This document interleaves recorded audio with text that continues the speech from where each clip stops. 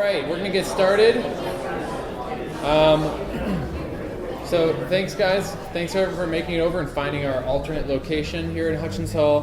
We did put signs up over the other spot, but hopefully we might have to close those windows. Hopefully everyone's able to find it if they went to the wrong room first. But welcome to September 2019 A2NewTech. Happy to have you guys here, and it's kind of fun to be in a different room. This feels like something out of a movie, like Good Will Hunting. I'm your host, David Nesbitt, and I've been in Ann Arbor for about 10 years now, and I work at U of M. I help manage a EdTech incubator at U of M. And this meetup has been running since 2009, so this is the 10th anniversary year. And since 2009, there's been 100 plus meetups, 350 plus companies, over 7,000 members, and last year we had almost 60 pitches. So this is a really active group, a lot of new people coming into this group, and it's a great place to meet people and to learn about what's happening in tech here. So question, to get a sense of who's in the room, who's a first timer at A2NewTech? Raise a hand. Yeah, so about half the room, which is pretty typical. We have a lot of new people coming in. And who is hiring in the room, or their company's hiring that they know of? A few people here. And who's looking for their next opportunity, looking for the next thing? Yeah, so it's a great place to come to make those connections, to find out who's out there, and to look for an opportunity. At this monthly gathering time, some of our goals are that people can really learn about what's happening in the tech community in Ann Arbor, and to meet other people that are building and shaping the future of tech here. And so new companies are getting started, new ideas are being discussed, and people are continuing to build companies that have been around for a long time. And so each of us also has our own goals, maybe networking, finding a new opportunity, hiring, learning about what's out there, but see if you can help someone tonight in a way, make a connection for them, give them some advice that will help, or offer to help them with something.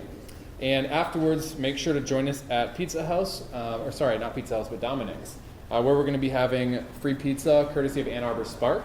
And so that's our post meetup networking time. If you've not been before, I highly recommend it. It's a great way to just meet some more of the people. It will be a little harder to mingle in this room, but over at Dominic's, it's a lot easier just to chat and to meet some more people. So definitely join us for that. It's good weather tonight, maybe one of the nicest last days of the year this fall before it gets a little colder.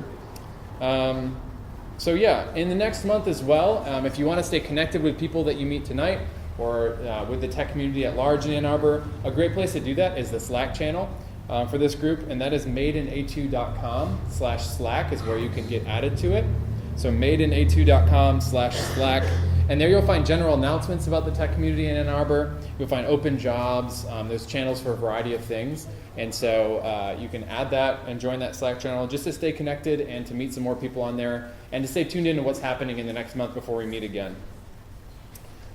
Before we jump into pitches, I want to take a quick second to say thank you to some people and organizations that make this event happen and have been doing that for a long time. A2 Geeks is a nonprofit dedicated to making Southeastern Michigan and Ann Arbor a great place for geeks and creatives to live, work, and play. And Roger Rayle from R2 Vive does the video each month for our event. So let's give Roger a hand for being here again.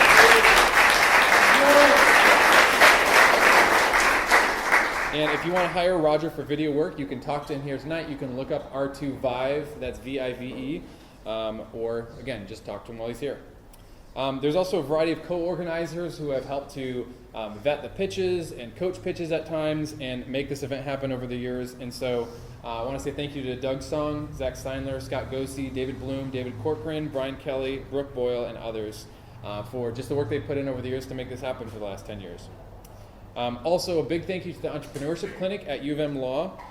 They help us get this space every month, and Dana Thompson's the founding director of Michigan Law's Entrepreneurship Clinic. And an interesting fact is if you're a company in Michigan, especially a startup, you can get free IP, corporate, and other legal services from law students here at the university. So contact Laura Schultz, the clinic administrator, if you want to learn more about that. And then lastly, I mentioned Ann Arbor Spark is sponsoring our post-meetup pizza for networking. And so if you're not familiar, Ann Arbor Spark is committed to bringing together organizations and individuals to support the growth of companies and the creation of jobs. So we appreciate them doing our sponsor for the pizza. They've been doing that for a long time now, and it's something we really enjoy. All right, so getting to the pitches. Our agenda tonight, we're going to go until about 8 p.m., and then we'll head over to Dominic's, which is about a block and a half away, so it's really close. So hope you'll join us there. We're going to have 5 companies that are pitching tonight. Each of them will give a 5-minute pitch, and then we'll have a time for a 5-minute Q&A afterwards where you can ask them questions. So make sure to write down your questions as they're pitching. Think about what you want to ask them that might be interesting for the rest of the group. If you do want to ask a question during that time, we ask that you raise your hand and we'll call on you. just so we can keep it orderly. And it's also tempting to give feedback. A lot of people in the room have experience with startups and business. You might have thoughts for these to share with these companies, but I encourage you to and actually ask that you do that in the form of a question, so not give feedback verbally. You can do that afterwards in a side conversation, but ask them a question that they can respond to so the whole group gets to hear them engage and interact. Make sure to silence your phones, and just so that we don't have ringing in the middle of the pitches. And then if you're tweeting or using Instagram, hashtag A2NewTech, so we can see those. And that's about it. I'm going to have a timer on my laptop right here, so presenters, make sure you keep an eye down here, and I will gently cut you off at 5 minutes if you do go over, so just be careful to watch that. And that's it. So I'll call up our first pitch for tonight. It's Eric Preston from Drinkery. And Drinkery is a social food and drink app that helps consumers find deals, events, and activities. And you can come on up and actually get plugged right in. So it helps consumers find deals, events, and activities, what's popular in different venues, but also helping businesses freely advertise directly to their target customers. Thanks.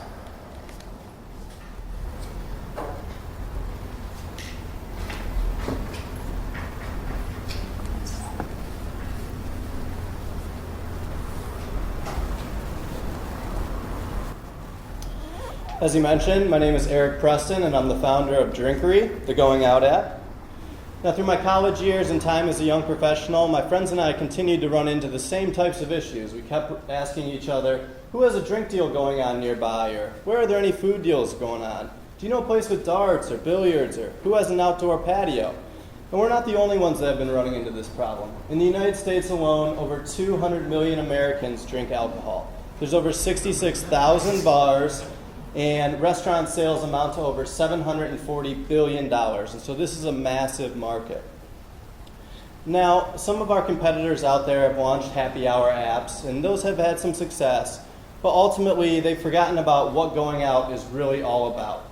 Sure, there's times where we're looking for a deal, but there's also a lot of times that we want to know what our friends are doing. Where's the big party on campus? Who has darts and billiards, and where can I find an outdoor patio? And where are the cute girls and where are the cute boys at? And so that's why we came up with Drinkery. Now here on the left is our main screen that allows businesses to freely advertise different events. And there can also be private events amongst you and your friends, similar to a Facebook event, so you can stay in touch with what's going on socially without risking your privacy. Additionally, we have a social tracker in the corner that you can click on. You can see who's going to the event. And additionally, we have some search features at the top that with the touch of one or two buttons, you can easily find out what the different activities are going on in town. We have over 20 different activities, as well as search for different venue types. So if you want to find a Mexican restaurant or a brewery, a wine bar, a place with an outdoor patio, you can easily do that in just a touch or two. Now, we didn't forget about the deals, and we dedicated an entire tab to that, and we have different food deals, as well as drink deals that, again, businesses can freely advertise directly to their target consumer. And then we also have a map to help with visuals, and we have some big plans for that in the future. Now, we've had a lot of success so far. In our first month, over 1,000 people jumped on the platform, and we are in the fundraising process so that we can continue that great explosive growth. And we've been happy with our organic growth since then, as we've reached almost 1,700 members to date. Now, a little bit about myself and my team. My business partner and I, we met in law school. We both graduated with honors. Additionally, I went on to get my MBA because I was very passionate about startups and technology.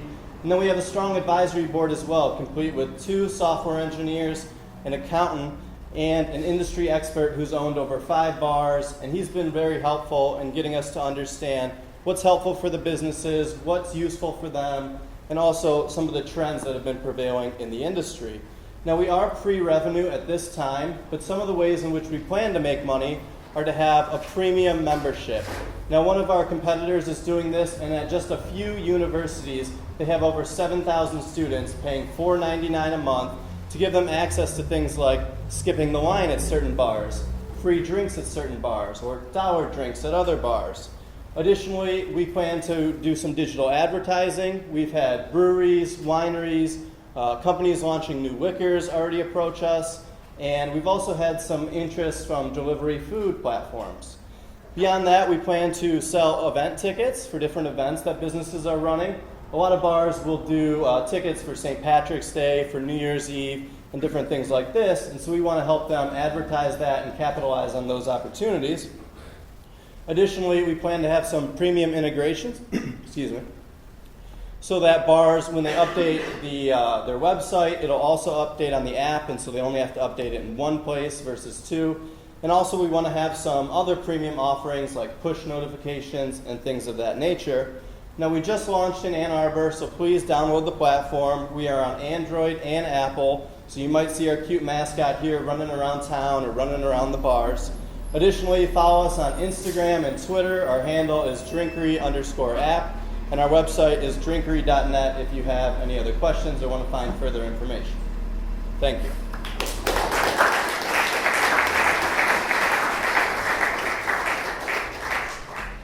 All right, questions?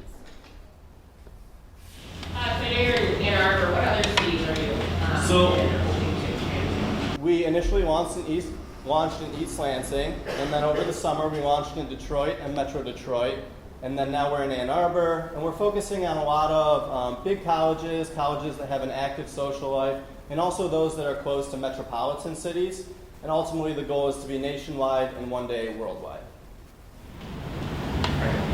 How do the bars connect to you so that you know that there's a session? Sure. So similar to Instagram and Twitter, they can jump on the platform and create an account for free. And from there, they have full access to be able to, there is a vetting process where we have to approve them. But once they're approved, they have full access to be able to post deals, events, their venue types, and things of that nature. Back right? Yeah, you said that you and your co-founder have met in law school, and you have two advisors who are software engineers. Who writes the code for the actual? So we hired a independent contractor who was a student at Michigan State to kind of write out the MVP. And then I'm able to make some small additions, and then with the help of some software engineers, we've been able to make some small additions. And then once we raise enough money, certainly that'll be the first part of our team that we focus on building out, because we do have some other ideas that we want to incorporate into the platform. Back? So how does your app right now have leverage over some of the most common social platforms like Facebook, for example? So- even as big. Yeah, so one way we try to differentiate ourselves is by tailoring the platform directly to the food and beverage industry, which a lot of other platforms aren't tailored towards. And so that gives us the ability to easily list specials that you can scroll through as fast as tweets. A lot of people, when they go on Instagram or Twitter, they're looking for news or sports or friends. They're not necessarily really looking for food deals and drink deals. And so that's why we wanted to create a platform that was easy to find that stuff. And with just a click or two, they're able to find that when they're looking for it. Right here? So what's the competitive advantage you guys have over similar apps such as Hutchins? So Hooked is mostly focused on food deals, and there also is a process we have to work with Hooked to be able to post, and so we tried to make that easier. Additionally, there's a difference between coupons and deals that are redeemable by anyone, that you don't need a coupon. And Hooked has really gone with the coupon route, and traditionally, although the digital space is improving this, the redemption rate for coupons is significantly less than 1%, where the redemption rate for deals that a lot of people know about and that are available to other one are significantly higher, and so that's one of the points that we've tried to focus on as well. How are you getting consumers to download the app? Like, what's the incentive for them to do that? So we've had a few different ways. We've handed out t-shirts and stickers, which I have some here, and you guys can grab some for free. Additionally, we've ran some digital advertisements, which had a ton of success. A lot of the platforms we ran on were ranking our ads above average. And really the incentive is, a way to find cheaper drinks, cheaper food, to stay in touch with what's going on socially. And so those have been some of the pitch lines that have worked really well for us so far. We looked into state laws that cross the line in terms of advertising constraints for alcohol, and I just relate to the other 21 download the app, the other mechanism for that. Yeah, so we do have to approve that people are 21, and we use some industry standards to do that. Additionally, there are a lot of differences state by state, as you mentioned, and even city by city. I mean, for a long time, happy hours were illegal in certain cities like Seattle, and there's a few other big ones. And they've recently kind of liberalized those, and they're not necessarily illegal anymore. And so a few ways that we plan to deal with those issues are to make it so the technology can't do anything illegal. So in some cities, they can't have deals after a certain time. And so our goal is to set up the technology so that they literally can't post deals that are outside of the law. And additionally, we've really looked over our merchant agreement that businesses accept when they jump onto the platform to shield ourselves from liability, so that if they do anything nefarious or illegal, ultimately the liability will be on them. All right, that's about all the time we got. Thank you.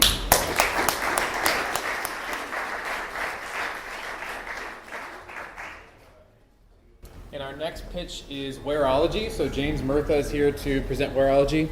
So their product, magnetic button adapters, are an accessory that converts the buttons on a shirt or a piece of clothing into magnetic closures to overcome dexterity challenges.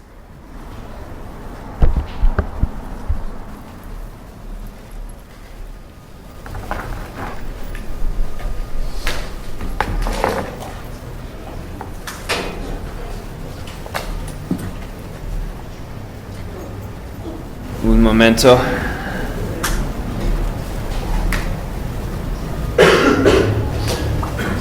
I lost my golden hour here. The sun's crept down behind the buildings. All right. Thank you, everyone, for having us here today. I'm James Murtha, and this is my business partner, Gina.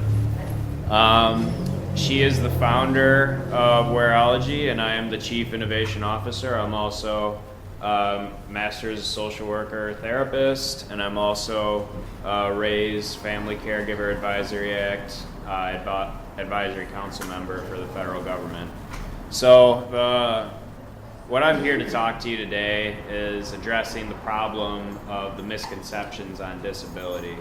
And when you look at somebody like me, you draw an assumption that this guy is in a wheelchair, his life is probably very, very difficult, and he's probably been there his whole life.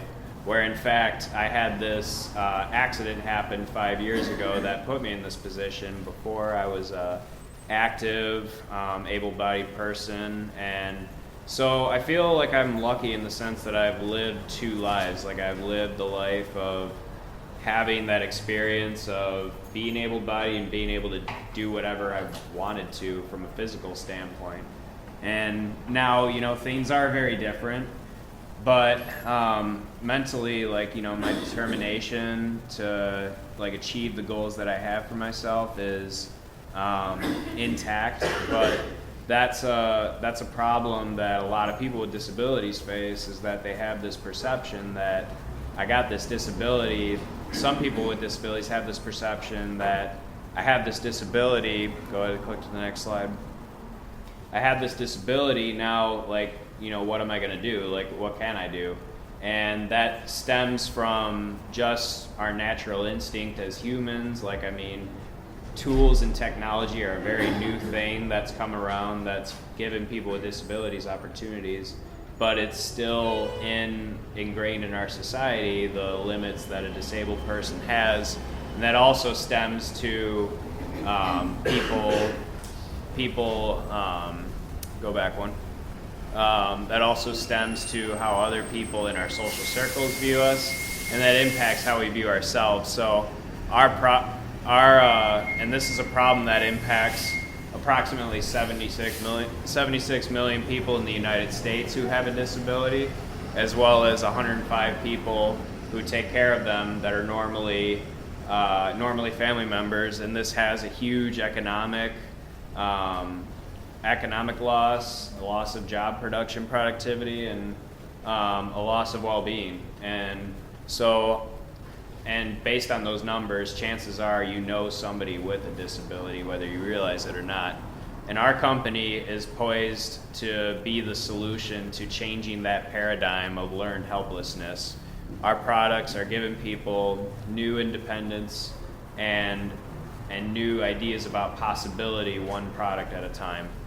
And our first product is buttons to buttons, making it easier to get dressed and undressed. And it is a easy to use product that you apply on one end of a dress shirt to the buttons, and then the other part of the component applies through the whole of the shirt. And the two components magnetically snap together, turning any dress shirt that you have into an adaptive clothing product. And current products that are out there are complex, convoluted. They are not adaptable to your lifestyle, and a lot of them are expensive. Our product meets all those marks by being simple, it's machine washable, and it's affordable. And there are other companies, major players in this in the clothing market, that are taking notice to the growing trends of this area. And there is a market for it. Last year, the market was $46 billion. I'm going to speed through these next slides a little bit, but we can come back to the nitty-gritty details during the questions. So our go-to-market strategy, we've raised money and acquired customer partners. We're producing our first 1,000 sets, and we're putting ourselves into position to acquire partners. These are some of the categories of partners that we're acquiring, with some of the estimates of numbers and how we plan to partner with them, and some of our financial projections. Keep going. This is our team. We're made of a unique set of real, live, lived experience as well as expertise. I myself have a disability. Gina and Rayle have both parents who have dealt with Parkinson's, and Gina also has experience in the clothing industry herself. We have a team of advisors and partners in Michigan, and we are looking to use those partners in Michigan to make a statewide social and economic impact. And we have our timeline set for our plans of how we hope to hit the market. And what we're asking for you today is to join our cause, whether that's making recommendations from a financial end, whether that's possible connections with financial backers or potential customers, and then also joining our team directly. We're looking to add people to our roster. We got big goals, we got big ideas, and we're doing something really exciting here. And we want people here to join the team or enjoy the show. Thank you.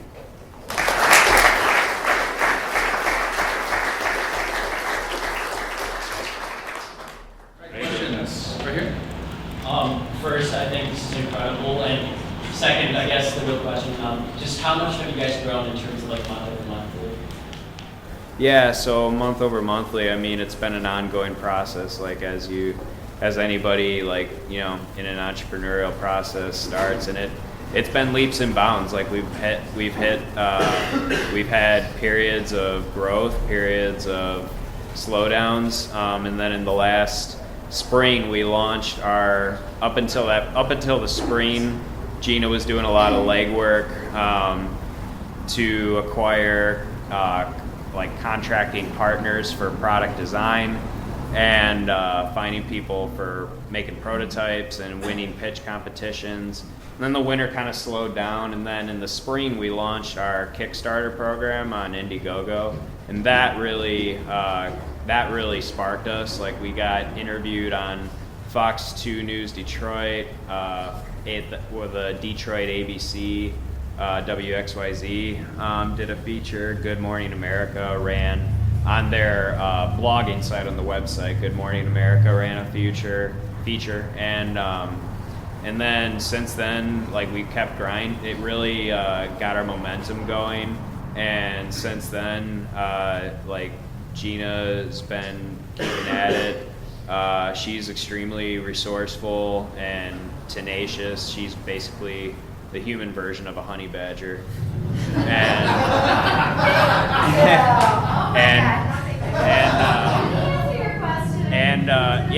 so she's still winning pitch competitions, and we recently got partnered with the U of M First Customer Program. Yeah, we just received that grant Friday, so that is huge. Yeah. So, yeah, go blue indeed. And did you want any other details or elaboration? No, that was great. Thank you so much. Yeah, thank you. Right here.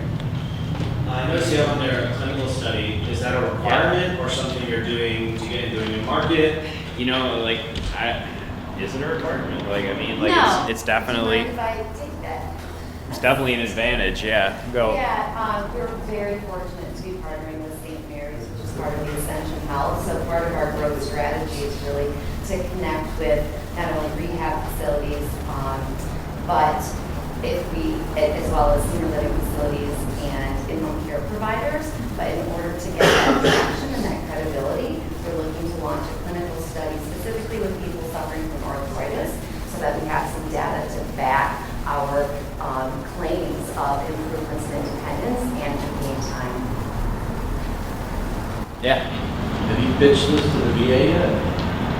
We have been trying to link with different VA members within, like, you know how the VA has several different member support systems. We've met several different associations, like, that are hand in hand with it, but just outside of it.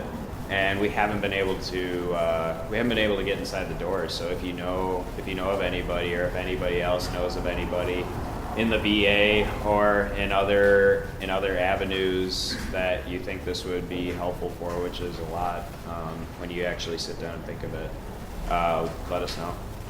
Yeah. I noticed that you have looks like a magnetic button on right now. Yeah. So this is our latest prototype of it, and normally I would have the mind to, like, demonstrate this during the presentation, but you know how these things are, like, yeah, you're dancing on your head for 5 minutes, and then if you, like, you know, mess this up, throws everything else off. So pulls apart, and then you draw there's a little metal pin right here that's clasped shut through the hole of the shirt to a fake button that's on the outside of the lapel, and then you draw it near to the magnet and it snaps shut. Thank you. Yeah. Questions? I just have another one. I mean, this solution seems so, like, simple and so disruptive. Just what are the competitors, like, not doing that you guys are just, like, taking advantage of? I think what competitors are not doing is that they're trying to invent new things, whereas we're trying to adapt. Like with this product particularly, we're trying to adapt what people already have in their wardrobe. Like, people don't have to go out and buy new gadgets or new shirts with special, like, you know, adaptations in them to, like, do a similar function to this. Like, I mean, people already have wardrobes. People already have a wardrobe. They already have clothes they like. They know their fit, they know their style, and, you know, they have to compromise when they buy other products. But with this, they're adapting their own clothing. And there was one more question. Yeah. Yeah, so I think that there's a huge opportunity to understand. I don't know anything about the market with elderly individuals if they have arthritis or something. Sure. It's being a benefit. Is there any issue with wearing magnets across your chest? And additionally, how do you? I mean, like, there's, like, not really too much competition with Velcro, because aside from jackets, there really isn't much application being used with Velcro, and zippers are more efficient than Velcro anyway, so, like, I don't think people are really using it. And as far as medical risk, like, as far as, like, you know, probably, like, built-in those heart tickers that people have implanted. You can't wear them with a heart pacemaker, for sure. I mean, that's, Yeah. yeah. There are, like, you know, there's risk to consider. So thank you Dave, thank you Roger, and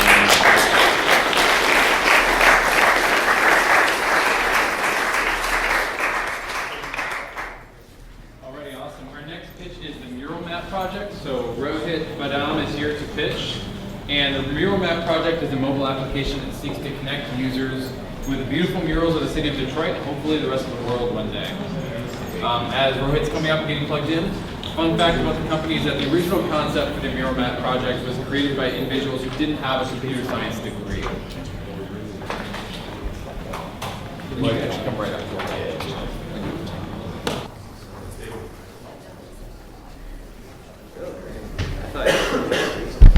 Lost me. Good? Oh yeah, good. Just feel where the This. there we go.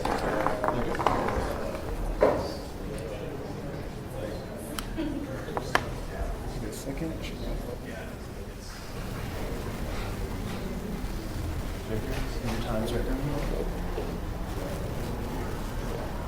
Good evening, ladies and gentlemen. Thank you for coming down here to see all these wonderful pitches. My name is Rohit Banam, graduated from U of M in 2016.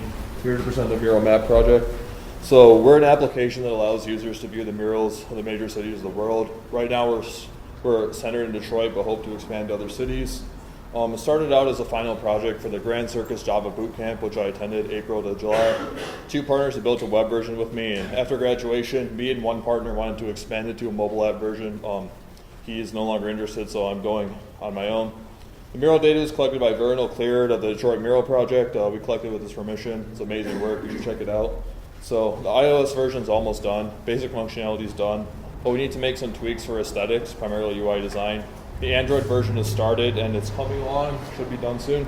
So here's gonna do a video walkthrough of the app itself. And so here you can see we have a randomly selected mural as our background. That'll be in the next video display on murals. So murals near me. We're using the iOS SDK, Google Maps SDK for iOS. You can see markers showing the location of murals going over. It'll give you the title and the and the artist name. And so next thing is check-ins. You're not going to see anything here because we're in Ann Arbor, way away from Detroit. But near Detroit, your location will be sent to the database. It's going to pull all the nearby murals. You can check into any one. Uploading, we use Amazon's S3 bucket to upload a temporary file and then get that into our temporary mural buffer database. You can put in a name, an artist name. This is a simulator, so the camera's not going to work, but we're going to use a photo library.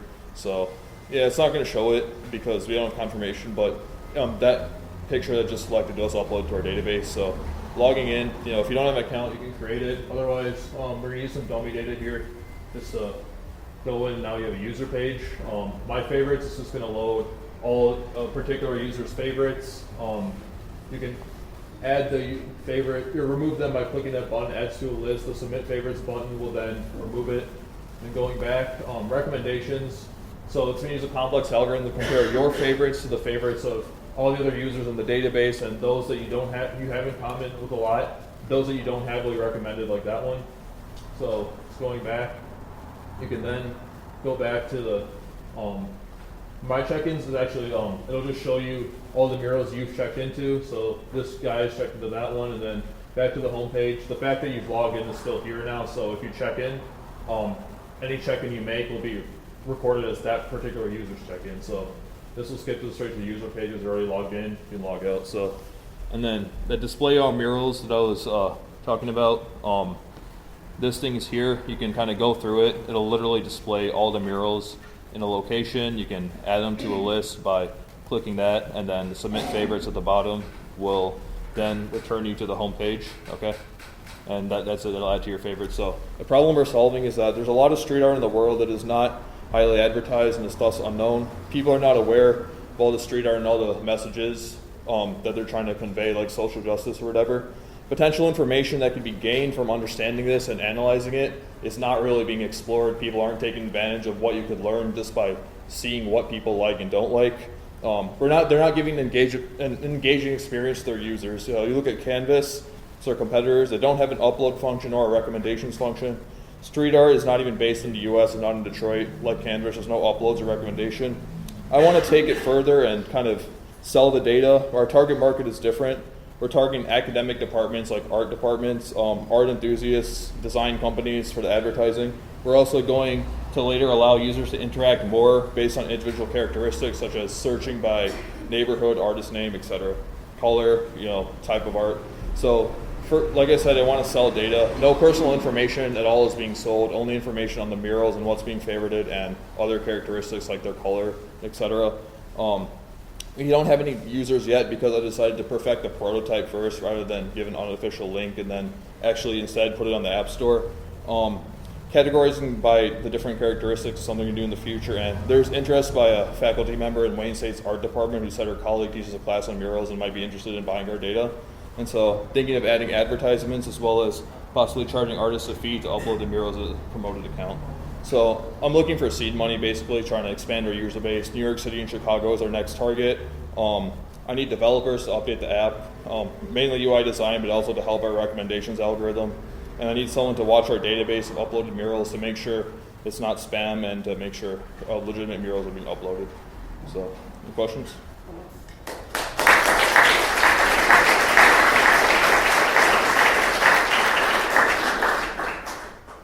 I have two questions. This is awesome.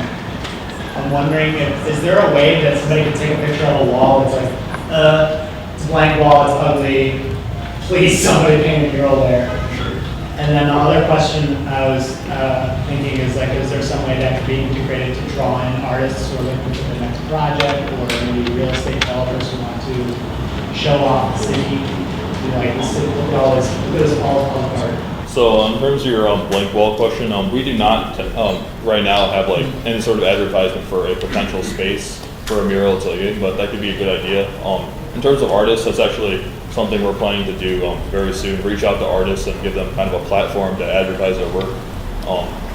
It would also be, there could be free, and also the paid option would be kind of help them promote it in a separate section of the application. But yeah, I think partnering with artists, especially because a lot of people who paint murals don't have the resources to advertise themselves, would be a great opportunity for them. Wouldn't airports like having these things? They're routing in Detroit, seeing all the murals from the local places. I mean, there's a big screen. Every one screen in the city is hooked up to the internet.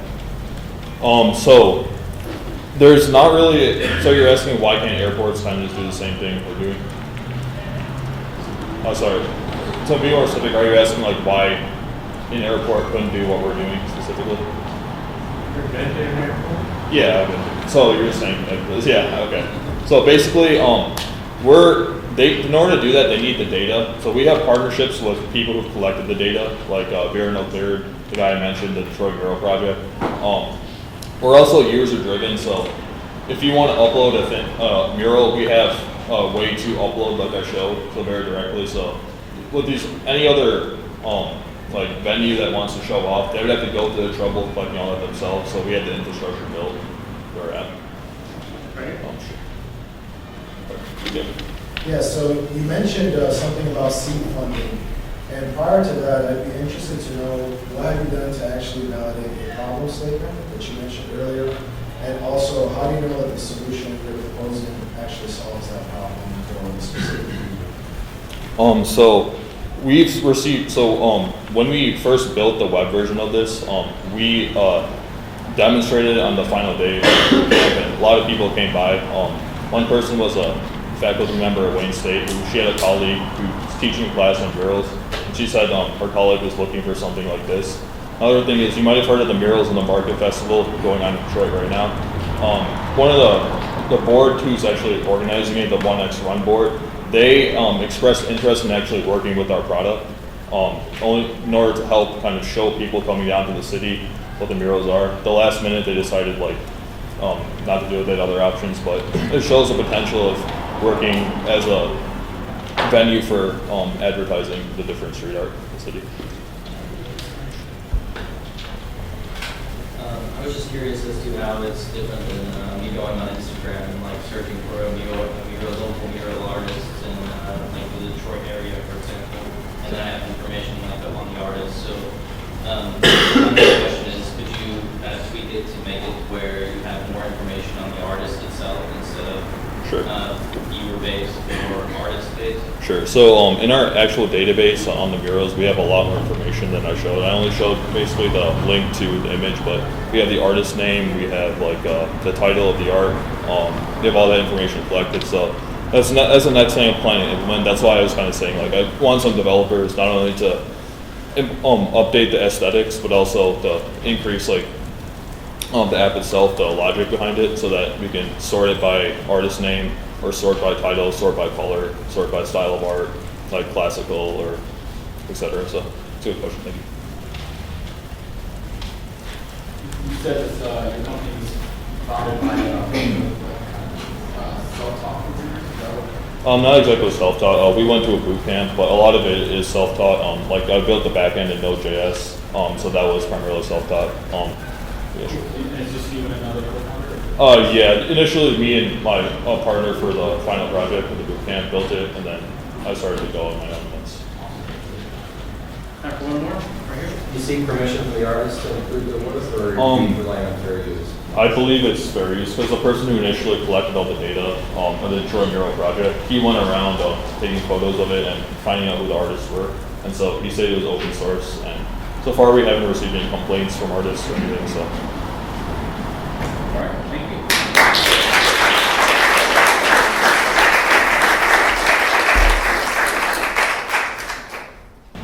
Yeah, our next pitch tonight is Lois, and so Avery Cantadosi is pitching, so everybody can get set up. Lois is a proactive integrative safety app that makes personal protection easy and safeguards the user throughout their day. Fun fact about Avery is that in her spare time, she sings, writes music, and performs with a band.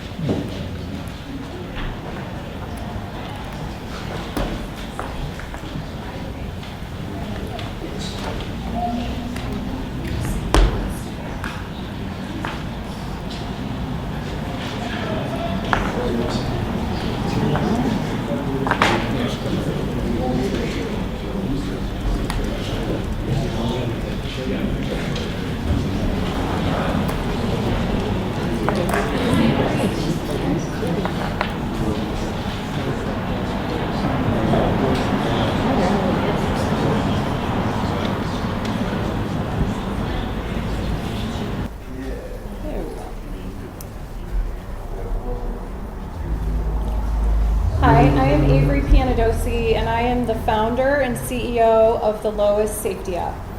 I also have been in the real estate industry for many years, and 5 years ago I was on a showing with a client that I had just met, and my life was in jeopardy during that showing. And luckily I was able to get out of that situation, but after that happened I realized that nobody knew where I was, who I was meeting, when I was due home, and if I got out of that situation safely.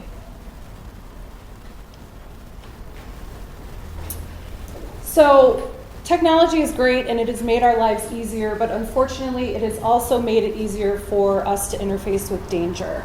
People are not safe doing things just as simple as getting into an Uber, going on a date with someone they met online, or showing a home. This is a huge problem. Current safety statistics illustrate this problem, and right now there is nothing addressing this problem on a large scale. That's why we set out to create Lois, to help mitigate this problem and also to seamlessly integrate with what people are already doing, because market testing has shown us over and over again that if it's not easy, people aren't going to do it. So we made Lois very easy. So how does Lois work? You set a check-in, you pull from your existing calendar, or you put it into the Lois app. It checks up on you during your event, which could be a showing, a date, getting into an Uber. If you don't answer and dismiss the check-in, it'll call the police, or it will text or call your emergency contact person. We have adopted a lot of practical features with Lois, which includes a panic button in case you don't have a check-in set up. It also includes geofencing and geolocation, which can help you locate a child, for instance, if they go outside of a certain parameter, and it will locate the person real time with geofencing. So there is competition. There are a lot of safety apps out there. We've studied them all. Lois does it better, more seamlessly, and there's a lot of differentiators between us and the competition. The main one is that Lois is proactive versus reactive. So even if you're incapacitated or someone takes the phone from you, Lois will still work because of the check-in system. The other thing that makes Lois so unique is we have an E911 integration, which is more effective than dialing 911 and also easier when you're in a situation sometimes you don't have the wherewithal to do that. We have a patent pending on the Lois app itself. We also had a partnership with NASA in 2017 where we developed some future tech for the app, which turns the phone into a transmitter, a radio transmitter essentially. That's all I can really say about it right now. So Lois is a SaaS model, has a SaaS business model, subscription as a service, based on $99 per year. We are looking at viral distribution and basically a yearly renewal of this subscription. The first market is going to be real estate. I will leverage all of my contacts in that industry.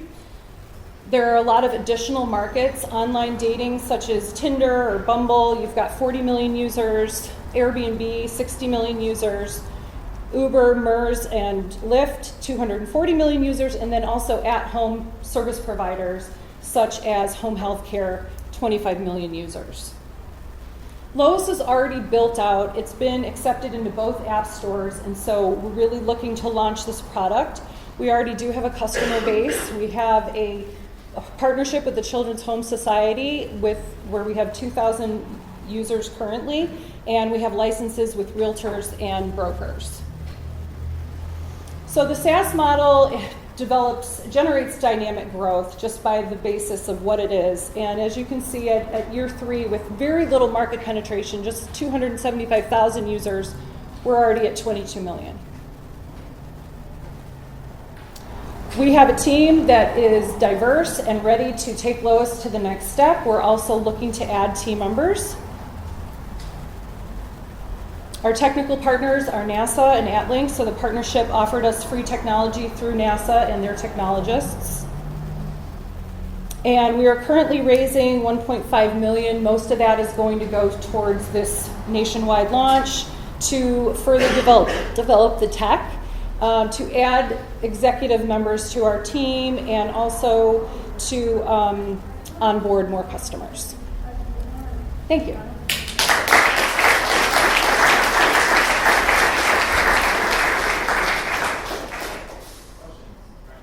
So the E911 integration, is that something that is hard for your competitors to add, and how? Because that seems like something pretty notable about this.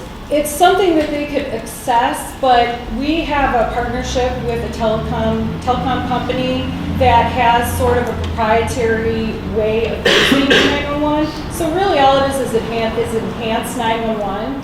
And it's building out throughout the country. It's just the way that we can actually text first responders.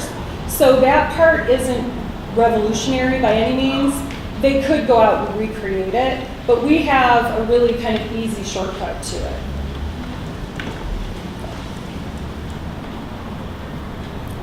Right here. Okay, sure. So a realtor using like Century Lock, there's that feature built in. How are you? What's your kind of?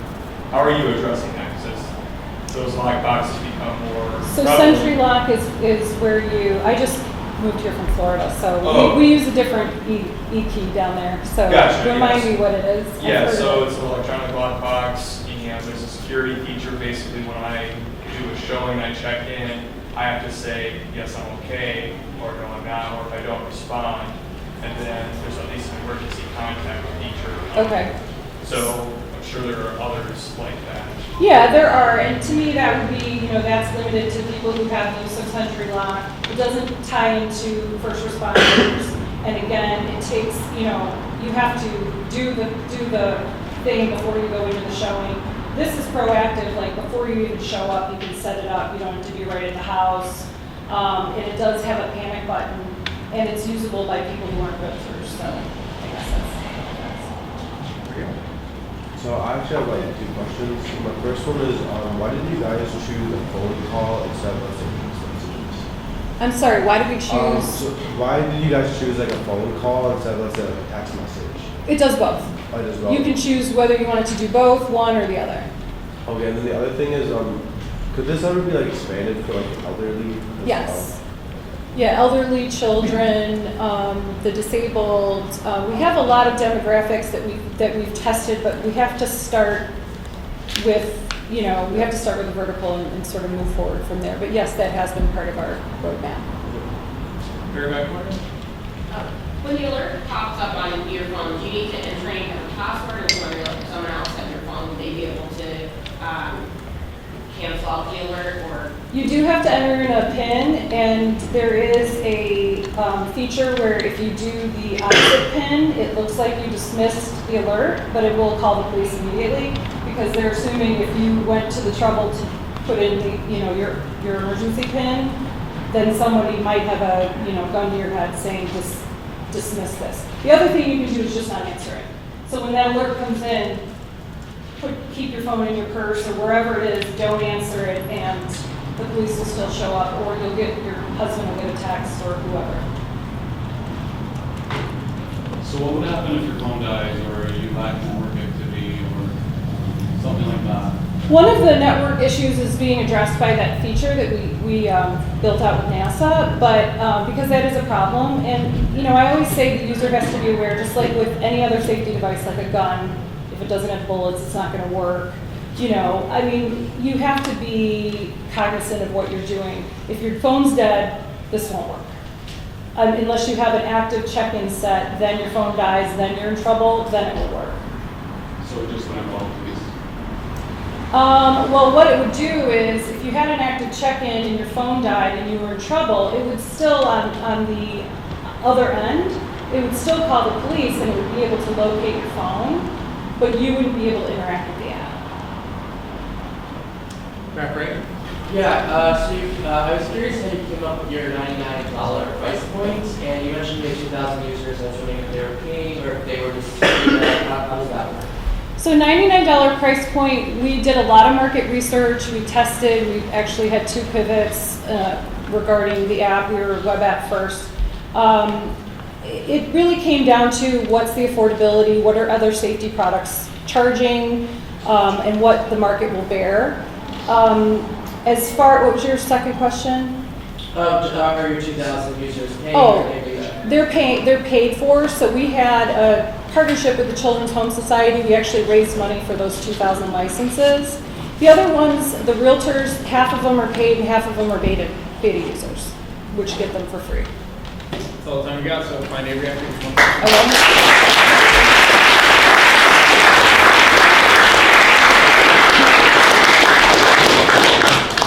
All right, and our last pitch tonight is Outlet. And so Drayton Taylor and CJ Gosdo are here to pitch Outlet. Outlet is a one-stop shop for tapping into new experiences and events.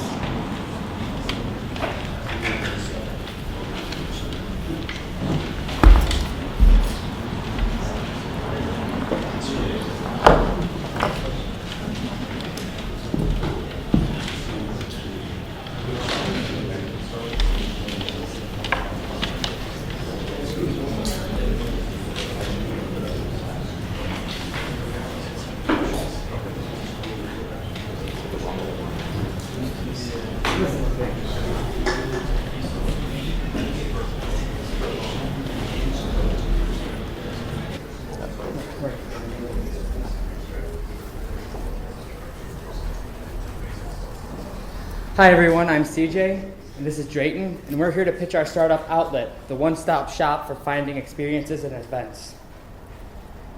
If you look around this room, you'll see a lot of people. We're engineers. How can we double, triple, quadruple the amount of people here tonight? We could have more advertising, we could ask people to spread through word of mouth, or we could throw flyers and posters outside. Or we could bring the audience to us with with one simple app, Enter Outlet, where we try to bypass the intermediates to get directly to the events so that people spend more time at the events instead of looking for events. So if we think about the problem, typically on a day-to-day basis, if you want to find something to do, you have to either subscribe to dozens of different email lists or go website to website, app to app, And I would bet any amount of money, we haven't looked into UMich itself, that there's more than one event website. I would actually guess there's between 8 to 12 event websites for University of Michigan, because that's the average. There would be a calendar of events for Greek life, a calendar of events for clubs, a calendar of events for sports, and it goes on and on and on, and that's too difficult even on a university basis. So our solution is to put that all into one easy-to-use interface where people can open up one app and see all the events going on their campus and off campus. Our North Star is to go beyond university campuses, but we are focusing on university life right now. So our app is I think one of the best looking apps out there. Oh, that doesn't do it justice. It looks nice. So you can open up a map. I know that we're the third group to get up here and show a map, but you can open up a map and see everything going on in real time around you. You can actually plan ahead with one of the best looking calendars out there. Or if you actually just want to, look for casual categories like trivia nights, bar crawls, you can go and filter based on your preferences. And the competition. So obviously, I think it's 10% of all new apps in the App Store every week are events-based apps. 6,000 new apps hit the App Store every week. That's 600 new apps that are just events-based. So that is a lot of competition. We're not too worried about it because we've done our research, we've talked to VCs, we've talked to our customers, universities, organizations, restaurants, and we've gotten phenomenal feedback that we're actually one of the best implementations they've seen thus far. When you think of hyperlocal events or hyperlocal tools, you obviously have Google Maps, Yelp. You have events for apps for ticketed events, Ticketmaster, StubHub, and then you also have apps for finding local groups and events such as Eventbrite and Meetup, but there's no good integrated solution. Eventbrite is great at hosting events, but it's actually very difficult to go out and search for things to do on their platform, makes it rather tedious. Facebook Local has almost non-existent downloads compared to its other products because it has a very bad UI. We have Ticketmaster and StubHub. They're great at tickets and national acts, but they don't diversify beyond that. They have almost no built-in exposure to their products as well. We try to go beyond that by not being limited to what's posted on our platform. We collect the best data points from across different social media APIs, as well as licensed event data from universities and tourism offices as well. So I can go through all this, but I'm not going to. That's our goal, is one-stop shop. We want to make hosting as easy as possible, data management, so that you can actually see the number of people that look at your event that actually convert to going to your events. Ease of use. Download the app. I promise you guys will understand that bit. Anywhere, as in we plug into dynamic APIs across the nation, pull this information, and then design and brand. That's honestly just a way for startups just to say that they're cool. Market adoption, partnerships. Right now we have one of the members on our team is actually at MIT, and we're working with the university to actually become possibly their main events app on campus. Visit Detroit we've also talked with, and there's a possibility we're moving forwards there as well on a tourism basis. And then Detroit Meets, which is an organization that exists to make entrepreneur and tech meetups successful. So we are engaging them in being one of their marketing avenues. And then obviously we want to target the main events to actually continue doing our empathy research. And then that's our team. Our team is very diverse. We've got an awesome team. Several members actually, including myself, we run the internal incubator and accelerator at General Motors. We want developers and we want exposure to VCs.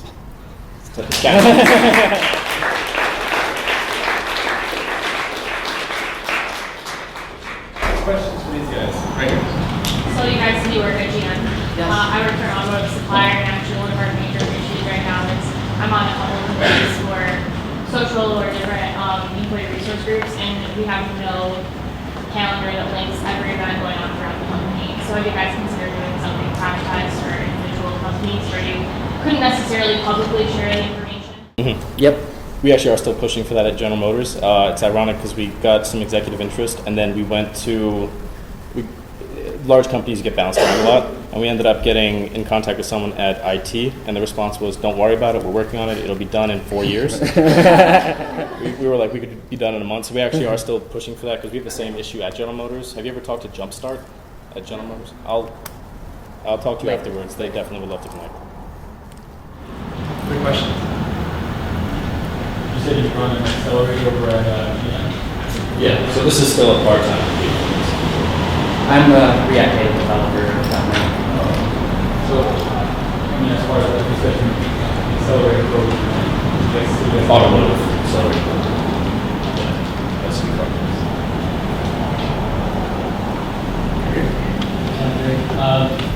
I've seen a couple of these in the past, but I was just wondering in terms of where you guys have started, in terms of like how many people have used your website and what they thought of it. So the website's still a work in progress. The mobile app, we have a couple thousand users right now. I think it's 600 weekly active users. Within the first 2 weeks of launching at MIT, we got a third of their freshman class on board, and now we're going beyond just that. It started in university. So I did rugby and cheer at University of Virginia Tech, and for someone that should be tapped into all the sporting events, and I did Greek life first semester as well, I felt like every day I woke up, I was hearing, hey, did you hear about this? Did you hear about this? And no, I didn't. I didn't hear about anything that was going on campus, and that's university life. Like, I'm missing out on the university experience. So that's kind of where it started. Do people have to input their own events, or you guys find the events that potentially accumulate along? Yeah, what we're doing is we're querying various sites. So like we're looking at Ticketmaster or Eventbrite, various sources, but we also have the ability to create our own events to add to the map. And so, just to follow up on that, when you guys are finding the events online, is this done manually, or is this you guys already have a long list of sites and everything that you guys are going to and just taking the event from there? The latter. It's automated. We obviously can put in our own preferences for what to prioritize and show as a popular event or to trigger notifications about. But it was very painstaking to actually go in and create these algorithms. The event industry is actually very fragmented, as in people create the same event over and over and over again to get random exposure through social media APIs, such as Facebook APIs. So that, we have to reduce redundancy. There's fraud.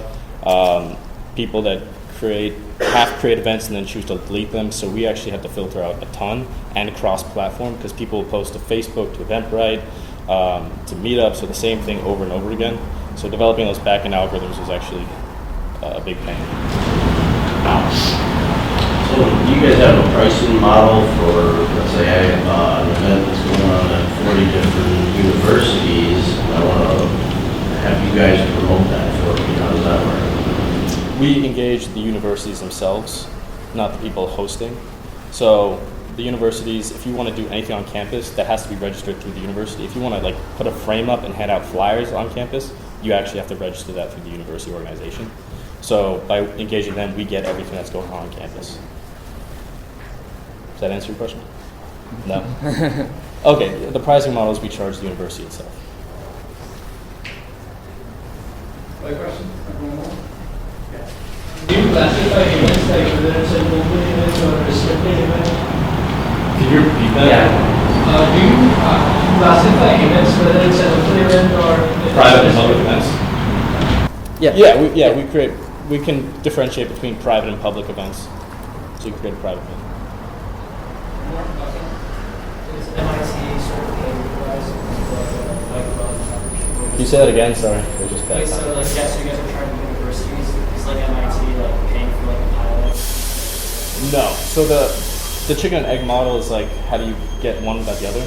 So knowing how hectic those first few weeks of the university are at MIT, we got as many people on board as possible, and then same through the career fair, and then we go to the university after that, and so that's what we're talking to them about right now. It's figuring out. Institute events, we actually have, we've opened that dialogue. We're figuring that out now. Great, thanks guys.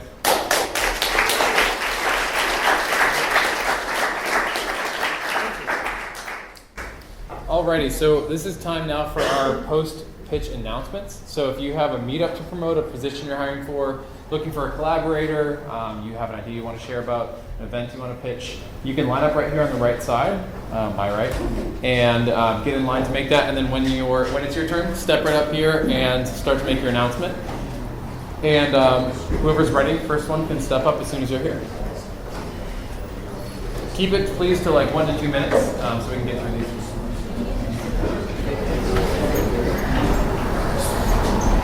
Cool. Please speak up, too. Please speak up. Hey everyone, I'm Brian Kelly. Good to see a lot of people out here tonight. I want to plug a podcast. A friend of mine in town named Brian Hayden, he teaches a class here at the entrepreneurship school at U of M in the Center for Entrepreneurship and Engineering School. It's called Finding Your Venture.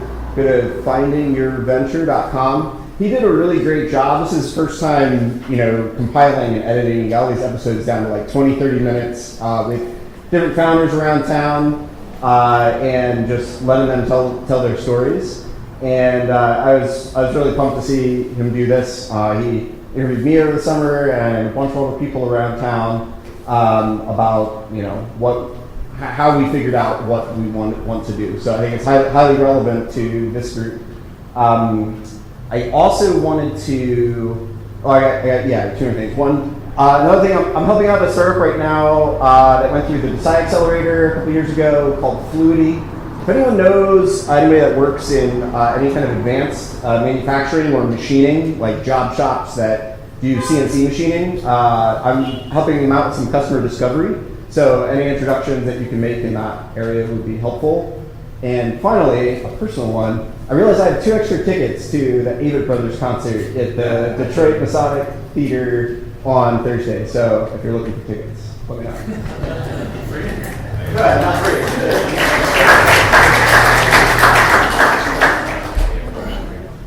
Good evening, everyone. I'm Michael. I'm here representing the Undersecretary of Defense for Research and Engineering.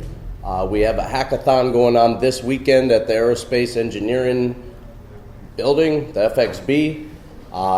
David said that I will be able to put those details on the meetup page.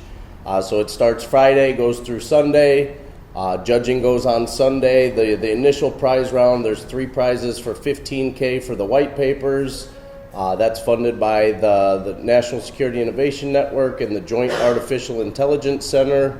Some of the judges will be General Jack Shanahan of the Air Force, Congresswoman Alyssa Slotkin, Deputy Executive Director of the Michigan Defense Center, Vicky Selva, and so the second round after that, the Army, the Joint Vehicle Systems Command, I think is the name, over in Warren, Michigan. We'll have some follow-on funding for any good ideas for about $250,000 to $500,000. But hope I can get that information to some of you guys. And there's a lot of defense spending coming to the area coming up. Thank you, David.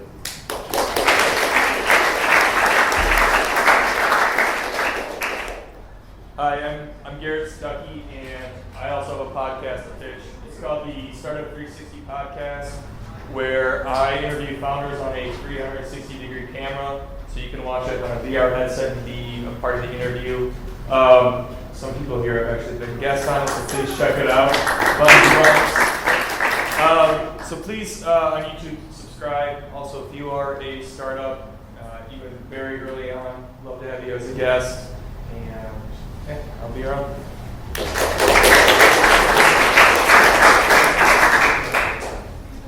My name is Jesse Halifon. I work at Vagabond Law Firm down the street. And I just wanted to draw attention to something that someone recently brought up to me at a conference in the USPTO about opportunity zones. You've seen this in the news. It's usually around real estate and basically how rich people have taken advantage of these quote-unquote opportunity zones as tax avoidance mechanisms. But apparently you can create a venture fund within one of these opportunity zones. I think there's only one called the Polo Fund in New York, but there are opportunity zones in Ypsilanti and even one in Ann Arbor. And at least the person I spoke to at the USPTO, who I could put you in touch with, seems to think that the federal government wants you to know about this, and you might be able to have someone come out and work with you on or market this sort of mechanism. Maybe old news for people in this room, but worth a Google.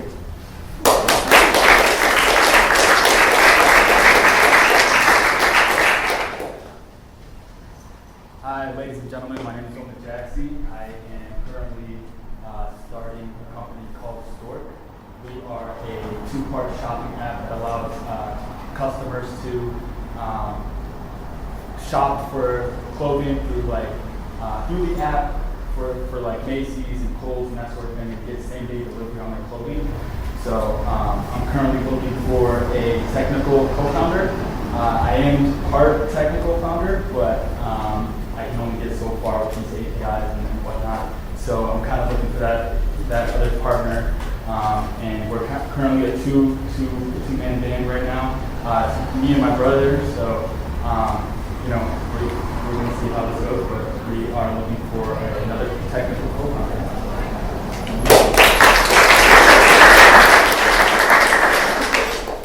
Hello, I'm Ahmad, and I'm the co-founder of a startup based here in Ann Arbor for the last 2 years called A2NewTech. We have a team of 10, and we're on the cutting edge side of fintech products. And I really have two asks today.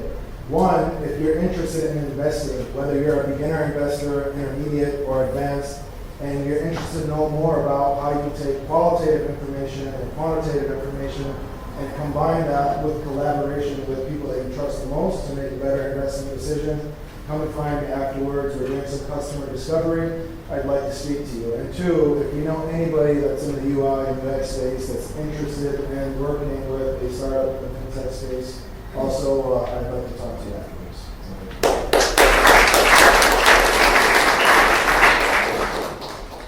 Good evening. I'm Maria McKendrick. I am from the Dearborn campus and alumni, and I am part of my ask tonight is to try and raise awareness for the 4 communities, because Detroit is coming online in the next 4 to 5 years. So one of my nonprofit works and things that I do is I'm president of the Inventors Association of Metro Detroit. We meet the 3rd Thursday of the month at Lawrence Tech, and I'm grateful for them to give me room space, but I really am trying to grow the organization. And now I have just established a foundation. So I've gotten some pro bono work from a Detroit law firm that's rather prominent. And I am happy to now publicly announce the formation of the Metro Detroit Inventors Foundation. And 3 of my 5 pillars, I can still add 4 and 5 pillars of mission statement. But the first 2 are to protect intellectual property and inventive rights for youths in Michigan. That means that I want to engage the law school here and the Department of Tech Transfer for students under 18 when they go to invention fairs and stuff like that, that we file provisional patents for them prior to them divulging in public spaces. So Michigan youth are protected and their IP is protected. So that's one of my pillars. The other one is to promote general intellectual property education. And the third one is access to collaborative and educational work environment. So eventually with funding and 501c status, I want to take students that are master's level and provide fellowships in the innovation centers in Dearborn, Ann Arbor, Detroit when it comes online, and in Flint. So I am asking for that kind of awareness and support connection to tech transfer. And the other pillar that I didn't mention in this list is working for patent and humanity. So the big public service tonight is, you know, it's Suicide Awareness Month, and we have a really, really large problem with our veterans. And I am working on a patent for humanity and in hopes to get some traction. It's about writing an app that gets the United States Postal Service to work with the Veterans Affairs, because our Postal Service people are overwhelming majority of them are veterans that are on routes that are checking on other veterans. They know when their shutoffs notices and mortgage foreclosures, so they absolutely are that front line of help when a veteran is in distress, and we know that the veteran community is very, very reluctant. I've got a lot of stats on that if you want to approach me afterwards, to ask for help. So the universal symbol of distress is the upside down flag, and we're trying to find a way to get it. We've already found the way. This is the patent for humanity, and I'm looking for technical help and awareness and support to support our veterans and help save lives. Thank you so much.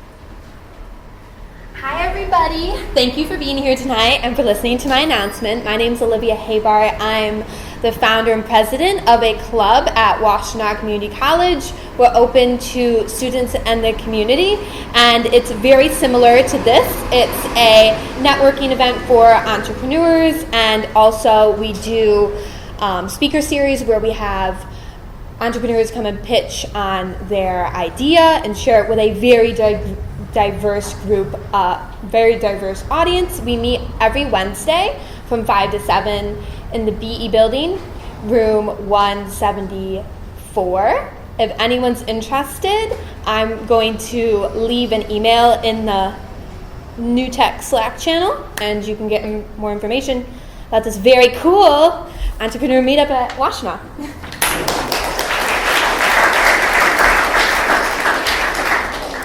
Hi everyone, my name is Jamie Ferguson and I'm here on behalf of Eastern Michigan Center for Digital Engagement. We are hosting the Digital Marketing Workshop, which will take place on November 15th from 7:30 a.m. to 2 p.m. at the Eastern Michigan Student Center. We will be opening our breakfast keynote with Lieutenant Governor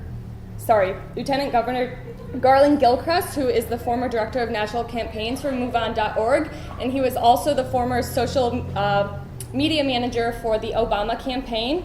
He will be moderating The Best Digital Isn't Digital, which essentially is using data to improve people's lives.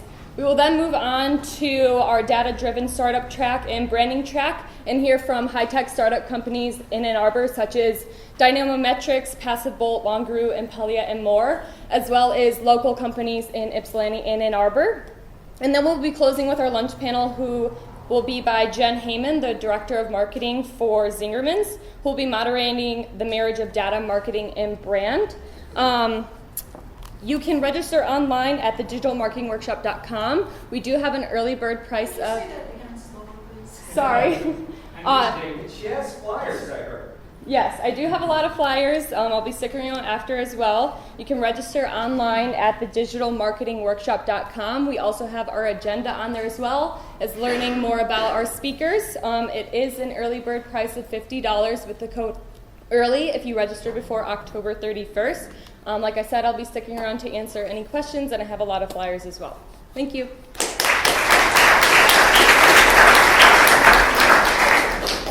Hello, my name is David Dodds.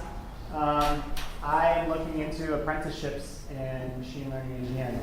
Just to give you a little bit on my background, I come from early childhood education. I graduated from the School of Ed in 2017. I don't see artificial intelligence not profoundly impacting education in some way in the future. So that's why I'm looking into data science apprenticeships, machine learning apprenticeships. I've been doing some research into this, so if you are also looking, come talk to me. If you've heard of any apprenticeships along this wavelength, come let me know. I want to put some of my information up there so you can reach out to me. Stay awesome.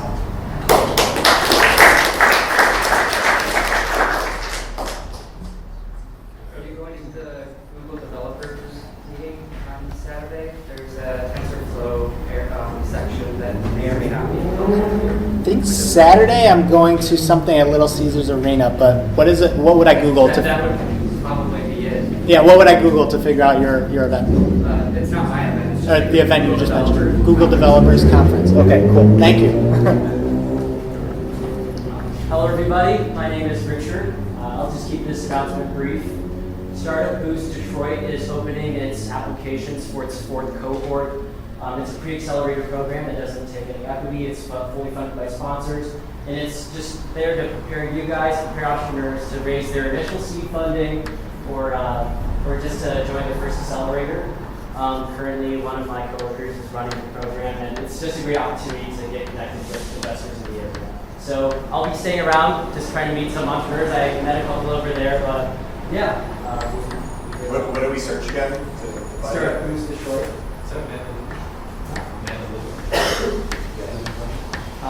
Olivia and The article in Press Detroit, is that you? Startup Detroit? Yeah, Startup Boost. Detroit Tech Startup FS. Community Seeking Sustainable Momentum, is that you? Oh, perfect. Not quite, yeah, in sustainable, but there's startups that have gone through investing in them billions, but it's just a great opportunity. Great. No, thank you.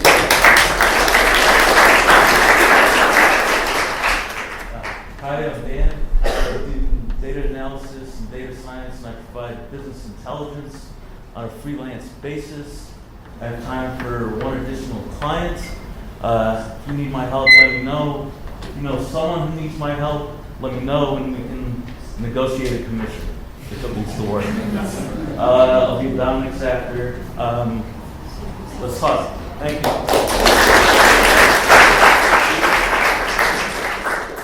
Hello, my name is Sabrina Gianco, and I'm a senior undergrad studying biopsychology, cognition, and neuroscience, and entrepreneurship. Can everyone hear? No. Okay. No. Here we go again. My name is Sabrina Ivanenko, and I'm studying biopsychology, cognition, and neuroscience, and entrepreneurship here at the University of Michigan. I'm currently looking for consulting positions, so if you know of anything, please let me know. I will put my name and my email address and my number up on the phone.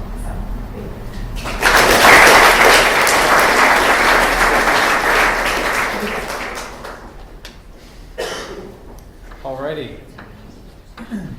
So thanks everyone for making your announcements. A2NewTech, as we wrap up here, got a couple announcements as we finish up. We're always on the third Tuesday of every month. So our next A2NewTech meetup is Tuesday, October 15th. So make sure to be back here for that. We'd love to see you here. And as of right now, we do have spaces open for pitches in October. So if you're interested in pitching, reach out to us at organizers@a2newtech.org.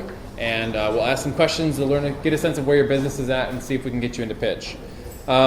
If you do want to pitch or know someone else that should, make sure they email us. We'd love to hear from you, even if it's for a future month. We can get you in our pipeline and start to learn a little bit more about your business. And general criteria we look for in people that will pitch is that you've done some customer validation, spoken with prospective customers as a minimum, and ideally, hopefully, you've also built a prototype. Remember, in the next month, like I said, to find us on the Slack channel at madeina2.com/Slack. Check out madeina2.com as well if you haven't seen that before. It's kind of a directory of local technology companies, so you might learn about someone that you're not familiar with, get some more information that way.